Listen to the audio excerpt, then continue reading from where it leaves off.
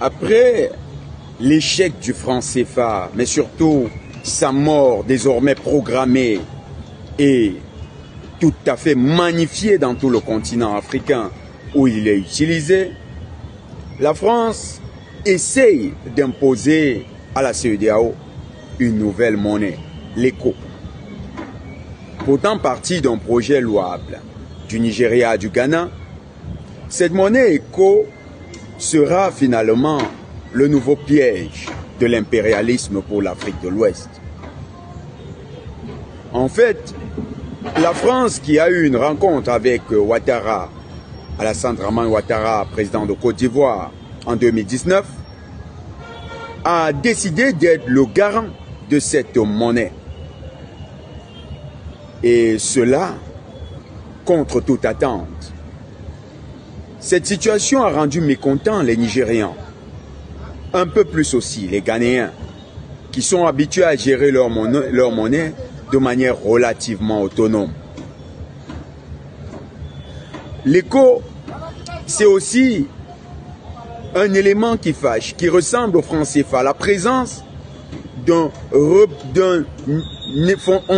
fonctionnaire français dans le directoire de la Banque centrale. Ça rappelle les places que Paris avait dans le comité de politique monétaire des banques centrales de la BCEAO et de la BEAC, ainsi que la Banque des Comores. L'éco conserve aussi un mécanisme du CFA, la parité avec l'euro.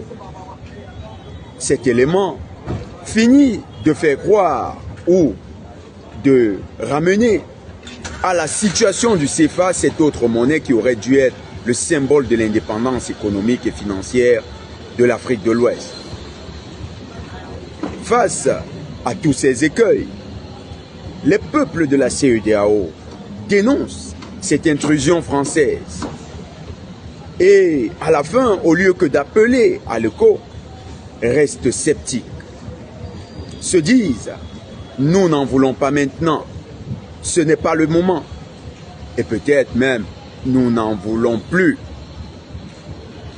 L'éco décrié alors que pas encore utilisé, l'éco pipé alors que pas même encore mis en circulation, l'éco récupéré par Paris, qui, par ricochet, veut récupérer l'ensemble des mastodontes économiques d'Afrique de l'Ouest.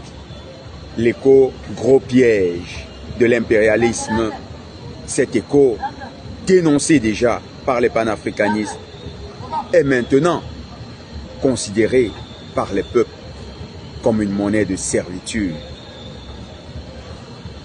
À tous ces dirigeants de la CEDEAO, dissoute par le président Bandakani, nous lançons l'appel des peuples de ne pas entraîner les mains de tous ces peuples dans les chaînes de la servitude de l'éco.